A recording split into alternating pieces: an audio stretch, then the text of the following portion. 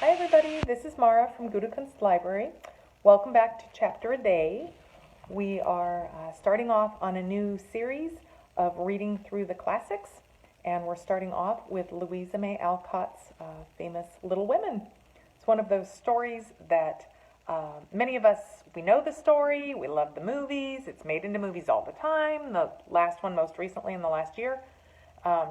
And but a lot of times we've not read the book itself because it's kind of thick, it's kind of daunting, but it's such a great story. So we thought we'd start off with that. So we are just getting ready for Chapter 2, A Merry Christmas. And, how fun is it to read a Christmas story in August? Tons. So here we go. Jo was the first to wake in the gray dawn of Christmas morning. No stockings hung at the fireplace, and for a moment she felt as much disappointed as she did long ago when her little sock fell down because it was so crammed with goodies. Then she remembered her mother's promise, and slipping her hand under her pillow, drew out a little crimson-covered book. She knew it very well, for it was that beautiful old story of the best life ever lived, and Jo felt that it was a true guidebook for any pilgrim going the long journey. She woke Meg with a Merry Christmas and bade her see what was under her pillow. A green-covered book appeared, with the same picture inside, and a few words written by their mother, which made their one present very precious in their eyes.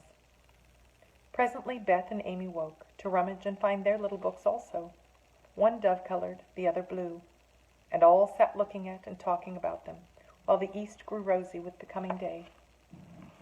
In spite of her small vanities, Margaret had a sweet and pious nature, which unconsciously influenced her sisters, especially Jo, who loved her very tenderly, and obeyed her because her advice was so gently given.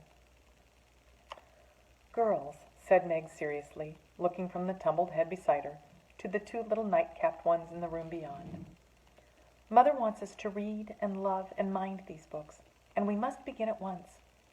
We used to be faithful about it, but since Father went away and all this war trouble unsettled us, we've neglected many things. You can do as you please, but I shall keep my book on the table here, and read a little every morning as soon as I wake, for I know it will do me good and help me through the day."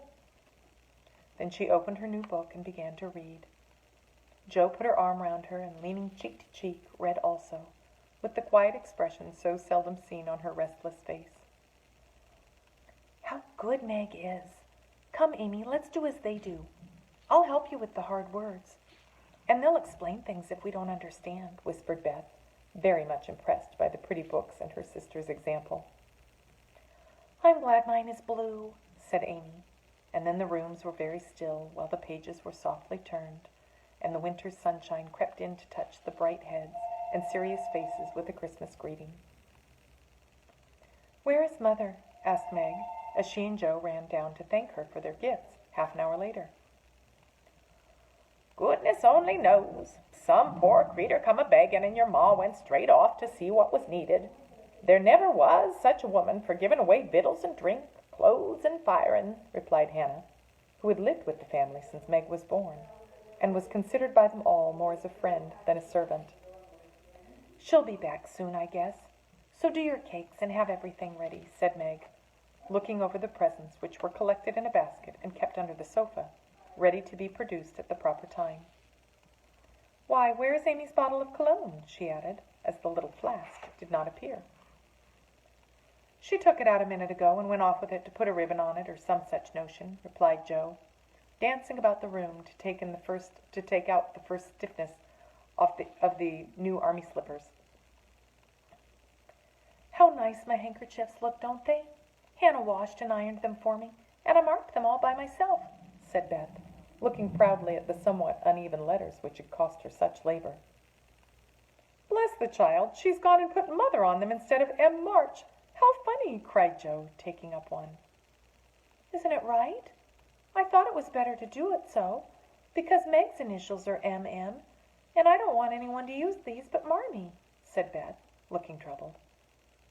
"It's all right, dear, and a very pretty idea. Quite sensible, too, for no one can ever mistake now. It will please her very much, I know," said Meg, with a frown for Jo and a smile for Beth. "There's Mother!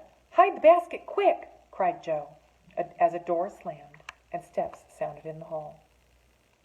Amy came in hastily and looked rather abashed when she saw her sisters all waiting for her. "Where have you been, and what are you hiding behind you?" asked Meg, surprised to see by her hood and cloak that Lazy Amy had been out so early. "Don't laugh at me, Joe. I didn't mean anyone should know till the time came.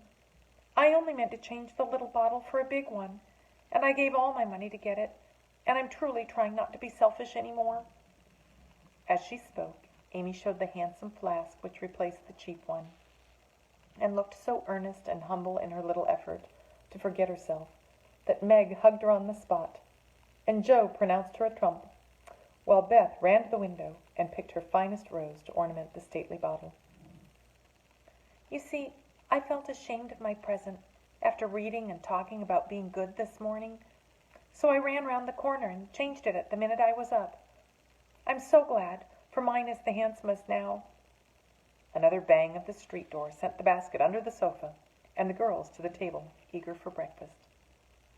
"Merry Christmas, Marmee! Lots of them! Thank you for our books. We read and mean to every day," they cried in chorus. "Merry Christmas, little daughters. I'm glad you began at once and hope you will keep on. But I want to say one word before we sit down. Not far away from here lies a poor woman with a little newborn baby. 6 children are huddled into one bed to keep from freezing, for they have no fire. There is nothing to eat over there, and the oldest boy came to tell me they were suffering hunger and cold. My girls, will you give them your breakfast as a Christmas present?" They were all unusually hungry, having waited nearly an hour, and for a minute no one spoke. Only for a minute, for Joe exclaimed impetuously, "I'm so glad you came before we began." "May I go and help carry the things to the poor little children?" asked Beth eagerly. "I shall take the cream and the muffins," added Amy, heroically giving up the articles she most liked. Meg was already covering the buckwheats and piling the bread into one big plate. "I thought you'd do it," said Mrs. March, smiling as if satisfied.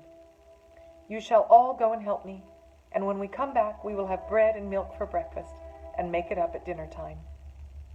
They were soon ready, and the procession set out.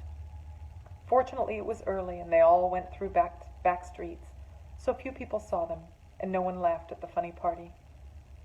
A poor, bare, miserable room it was, with broken windows, no fire, ragged bedclothes, a sick mother, wailing baby, and a group of pale, hungry children cuddled under one quilt, trying to keep warm.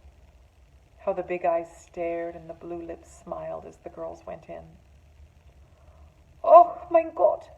It is good angels come to us!" cried the poor woman, crying for joy. "Funny angels in hoods and mittens," said Joe, and set them laughing. In a few minutes it really did seem as if kind spirits had been at work there. Hannah, who had carried wood, made a fire, and stopped up the broken panes with old hats and her own shawl. Mrs. March gave the mother tea and gruel, and comforted her with promises of help, while she dressed the little baby as tenderly as if it had been her own. The girls, meantime, spread the table, set the children round the fire, and fed them like so many hungry birds, laughing, talking, and trying to understand the funny broken English. "Das ist guter, der Angelkinder," cried the poor things as they ate and warmed their purple hands at the comfortable blaze. The girls had never been called angel children before, and thought it very agreeable, especially Joe, who had been considered a Sancho ever since she was born. That was the very happy breakfast, though they didn't get any of it. And when they went away, leaving comfort behind, I think there were not in all the city 4 merrier people than the hungry little girls who gave away their breakfasts and contented themselves with bread and milk on Christmas morning. "That's loving our neighbor better than ourselves, and I like it," said Meg, as they set out their presents, while their mother was upstairs collecting clothes for the poor Hummels. Not a very splendid show, but there was a great deal of love done up in the few little bundles, and the tall vase of red roses, white chrysanthemums, and trailing vines, which stood in the middle, gave quite an elegant air to the table.